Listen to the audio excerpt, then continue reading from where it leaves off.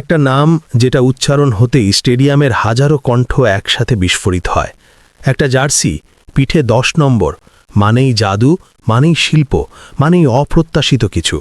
সেই নামটাই আবার বিশ্বমঞ্চে ফিরছে। হ্যাঁ, কথা হচ্ছে নেইমারকে ঘিরে। 2026 বিশ্বকাপ শুধু আর একটা টুর্নামেন্ট নয়, এটা হতে পারে তার কেরিয়ারের শেষ অধ্যায়, শেষ নাচ, শেষ সুযোগ। চতুর্থবারের মতো বিশ্বকাপ খেলতে নামছেন তিনি। প্রশ্ন হচ্ছে, এইবার কি সব অপূর্ণতা ঘুচবে? সময়ের চাকা একটু পিছনে ঘোরান। 2014 নিজেদের মাটিতে স্বপ্নভঙ্গ, ইনজুরিতে ছিটকে যাওয়া, আর সেমিফাইনালে সেই ঐতিহাসিক বিপর্যয়। 2018 রাশিয়ায় চোখের জলে বিদায়। 2022 নাটকীয় ম্যাচ, পেনাল্টি শুটআউট আর হতাশার আর এক গল্প। কিন্তু 2026 এই অধ্যায় কি আলাদা হতে চলেছে? কারণ এবার শুধু অভিজ্ঞতা নয়, প্রমাণ করার তাগিদও সঙ্গে নিয়ে মাঠে নামবেন নেইমার। তিনি জানেন সময় খুব বেশি নেই, বয়স বাড়ছে, সমালোচনার ঝড় থামেনি, বরং আরও তীব্র হয়েছে। অনেকেই বলেন বড় মঞ্চে নেইমার হারিয়ে যান, কিন্তু পরিসংখ্যান অন্য কথা বলে। গোল, অ্যাসিস্ট, ম্যাচ জেতানো মুহূর্ত, সবখানেই তিনি ব্রাজিলের অন্যতম সেরা। এই বিশ্বকাপে নেইমার একা নন, তার পাশে থাকছেন অভিজ্ঞতার প্রতীক তিয়াগো সিলভা। ডিফেন্সে তার উপস্থিতি মানেই স্থিরতা, মানেই নেতৃত্ব। বড় ম্যাচে কিভাবে চাপ সামলাতে হয় সেটা সিলভার চেয়ে ভালো খুব কমই জানেন। সামনে আক্রমণ ভাগে থাকবেন গেব্রিয়েল জেসুস, যার প্রেসিং, গতিময়তা আর গোল করার ক্ষমতা ব্রাজিলকে আলাদা ধার দেবে। আর তরুণ বিস্ময় স্যাভিনো, গতি, স্কিল আর নির্ভীক মানসিকতা দিয়ে ভবিষ্যতের ইঙ্গিত দিচ্ছেন। এই তরুণরা শুধু স্কোয়াড পূরণ করতে আসেনি, তারা এসেছে ইতিহাসের অংশ হতে। কিন্তু পুরো গল্পের কেন্দ্রবিন্দু একজনই, নেইমার জুনিয়র। আগের সেই কেবল ড্রিবলিং জাদুকর নেইমার এখন বদলে গেছেন।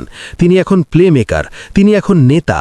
ড্রেসিং রুমে তার কণ্ঠস্বর শোনা যায়, মাঠে তার সিদ্ধান্তে বদলে যায় ম্যাচের গতি। যখন তিনি ফিট থাকেন তখন প্রতিপক্ষের জন্য আলাদা পরিকল্পনা করতে হয়। একটা মুহূর্ত, একটা ফ্রি কিক, একটা থ্রু পাস, আর খেলার মোড় ঘুরে যায়। 2026 বিশ্বকাপ ব্রাজিলের জন্যও বিশেষ। 5 বারের চ্যাম্পিয়নরা কি এবার ষষ্ঠ তারকাটা জার্সিতে যোগ করতে পারবে? সামনে অপেক্ষা করছে ইউরোপের শক্তিধর দলগুলো, কঠিন গ্রুপ পর্ব, নকআউটের চাপ, কোটি ভক্তের প্রত্যাশা। কিন্তু বিশ্বমঞ্চে ব্রাজিল মানেই আলাদা এক আবেগ, সাম্বার ছন্দ, সৃজনশীলতার বিস্ফোরণ। ইতিহাস বলে ব্রাজিল যখন আন্ডারডগ ভাবা হয় তখনই তারা সবচেয়ে বিপজ্জনক। আর একটা বিষয় এই বিশ্বকাপকে আরও আবেগঘন করে তুলছে। নেইমার ইতিমধ্যেই ইঙ্গিত দিয়েছেন 2026 সালের ডিসেম্বরের মধ্যেই আন্তর্জাতিক ফুটবল থেকে বিদায় নিতে পারেন তিনি। অর্থাৎ এটাই হতে পারে তার শেষ বিশ্বকাপ। শেষবারের মতো 10 নম্বর জার্সি পরে বিশ্বমঞ্চে নামা, শেষবারের মতো ট্রফির দিকে হাত বাড়ানো, শেষবারের মতো সমালোচকদের চুপ করিয়ে দেওয়ার সুযোগ। ভাবুন তো দৃশ্যটা, ফাইনালের মঞ্চ, কোটি মানুষের দৃষ্টি, আর মাঝমাঠে দাঁড়িয়ে নেইমার। এই ছবিটা কি বাস্তব হবে, নাকি আবারও অপূর্ণ থেকে যাবে স্বপ্ন? ফুটবল সবসময় যুক্তির খেলা নয়, এটা আবেগের খেলা, আর আবেগের জায়গায় ব্রাজিল সবসময় এগিয়ে। এই দলটায় আছে অভিজ্ঞতার ভারসাম্য, তরুণদের ক্ষুধা, আর একজন শিল্পীর শেষ লড়াই। ডিফেন্সে সিলভার দেয়াল, সামনে জেসুসের চাপ, উইং দিয়ে স্যাভিনোর দৌড়, আর মাঝখানে নেইমারের সৃজনশীলতা। সমীকরণটা কাগজে দারুণ, এখন দরকার মাঠের প্রমাণ। তাহলে প্রশ্নটা থেকেই যাচ্ছে, 2026 কি নেইমারের বছর? ব্রাজিল কি এবার চ্যাম্পিয়ন হবে, নাকি ইতিহাস আবারও কঠিন হয়ে দাঁড়াবে?